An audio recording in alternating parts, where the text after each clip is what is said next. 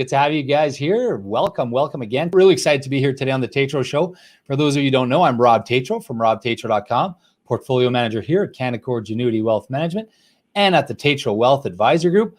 Super jacked and excited for our guest today. Let's bring her right in. Let me see if I could do this. All right, there we go. Tanya Gonzalez. So really thrilled to have you. Welcome to the show. Thank you very much, Rob. Pleasure to be here. All right. So Tanya is a CFA. She's also institutional equity research, and her focus is primarily on healthcare and I guess pharma, both with a very Canadian focus on the pharma itself. So you have this really neat deck. I think it's relatively new. So I'm just going to share my screen here. Talking here about active pharmaceutical ingredient. I'm going to skip over that here, but the IP to me is a little bit important. The intellectual property, how this works, and who owns what. And there's some really neat charts here. Do you mind touching on this slide? Yeah, for sure. So this just talks about the difference between a patented drug and a generic drug. I use Pfizer's Lipitor as an example here to showcase. It's one of the biggest drugs of all time, just to showcase the patent cliff. Usually you get about 20 years of exclusivity if you're a brand new molecule for a brand new indication. And if you filed a successful patent, a patent successfully, after that 20-year period, when generics usually come online, they can shave like 90% off of your sales. So it's a massive decline. And a lot of people don't, like there's a lot of rhetoric in the States right now just about how high drug pricing is and how they're gouging patients. A lot of that, remember, these companies are paying $2.6 billion to develop that drug, so you have to actually make your money back for R&D to be warranted and for us to keep getting innovation. That 20 years kind of makes sure that you are paid back and you're able to fund the rest of your R&D pipeline. It's not just about being profitable on that drug. You have to be profitable enough to keep funding the rest of your pipeline to cure more diseases. What's interesting is a lot of the like hydroxychloroquine and remdesivir that they're using right now in the US to treat some of the side effects and help COVID patients recover faster, at least, are all generic molecules. So you're not going to get huge sales out of these ones. They'll be very responsibly priced, which is great because you can get them sent to and used on as many patients as possible. And there's manufacturing already built out and everything. The vaccines, though, those will likely come out as patented medications. But given this crisis situation and given a lot of these companies will receive funding aid from the actual government, I doubt they're going to be priced like a patented medication would be. They're going to be priced affordably so that you can actually roll it out to the entire population. And who's going to bear the cost of that? It'll be us as taxpayers. Yeah. It's not going to be the big pharma that's going to take a cut on this, right? Obviously. I'm sure they will lose some money developing these drugs and selling them at a very, very low cost. But I think that's part of the onus of being a drug developer. You got into the business of health. So this is when you kind of need to step up. And if you want any kind of lobbying power in the future, you have to help with this. Give a freebie, as they call it. Exactly. I'm sure it won't be a freebie though, but I really think that the reason I thought this chart was interesting is that patent cliff, as you call it, right here, where you're getting all your sales and then you're down 86% once the generics come on board. And a lot of times it takes you a while to ramp up those sales, right? So it's not really 20 years, right? Because by the time you get a product to market, it might be 3, 4, 5 years after your patent started, right? So your patent usually starts when you actually file that patent. You might not even be through development yet. So if it takes you long to get through development, you might have a drug on the market in 5 years. And then typically it takes 5 to 7 years for you to actually reach your peak sales, because you've got to think about getting formulary coverage and reimbursement on all of the public and private insurer, for all the public and private payers.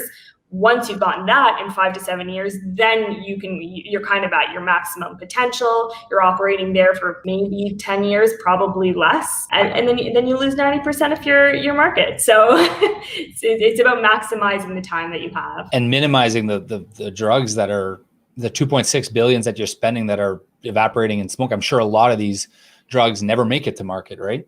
Correct. Yeah. So there's a lot of interesting things going on right now. It's really, really early stage, but in terms of using AI to predict which drugs will be successful ahead of time. There's so much clinical data out there and scientific reports that have gone through a lot of these molecules before, but it's very archaic how everything is stored. Drug developers are not going to read through 100 different research papers on these similar molecules, but there's ways like AI technology now where you can screen through a lot of this historic data to get an idea of which candidates actually have the best shot at success and which, like I was talking about, which methods to fold a protein have the best shot of success against a particular disease.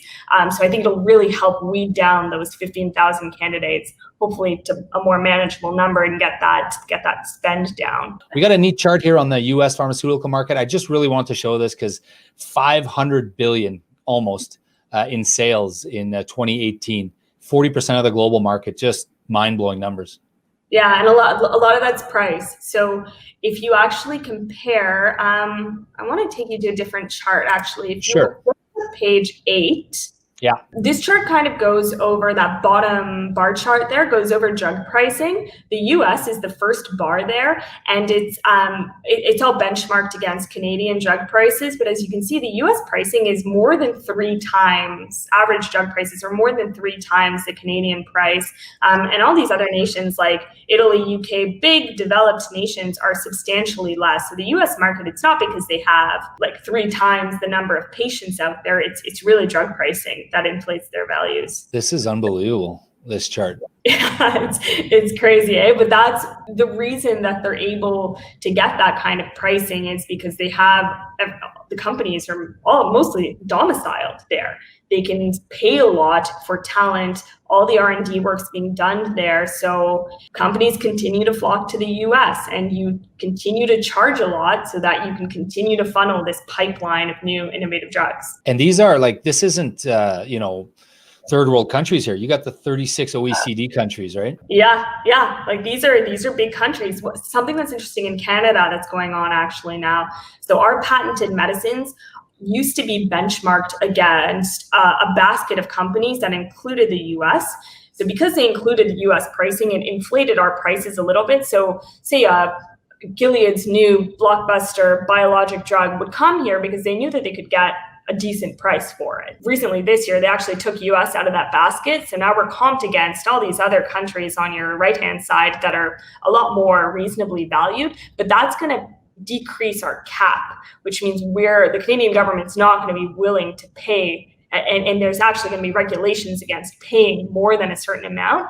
So it'll be interesting to see if we actually get a lot of these big blockbuster drugs that are maybe priced too high for us, or if you're going to have some medical tourism where those of us who can afford it, at least, maybe we'll be flying to the States to pay $200,000 for this drug because it's going to save your child's life. How big is that industry right now? This medical tourism, as you call it, is that a thing right now? Is that happening a lot? I think it happens. To be honest, I don't see it too much for Canadians, at least, because we have access to healthcare here. I'm sure Americans are using medical tourism because the price is so high in America. It makes sense to go elsewhere and get access to your drugs. One industry that I've been focused on right now is fertility. It's a massive industry. Just women are waiting longer to have kids. Our fertility rate is going down. You are kind of seeing all these new startups pop up with cryopreservation, like freezing your eggs. It's becoming better reimbursed by private companies. So you're seeing a lot of tourism for that, for actually go get your IVF procedure done. We got 4 kids, so I think we're good, but that's really interesting. I heard about the birth tourism, right? Where someone will come to Canada to have a child here or something like that, but I'd not heard about that stuff. That's really neat.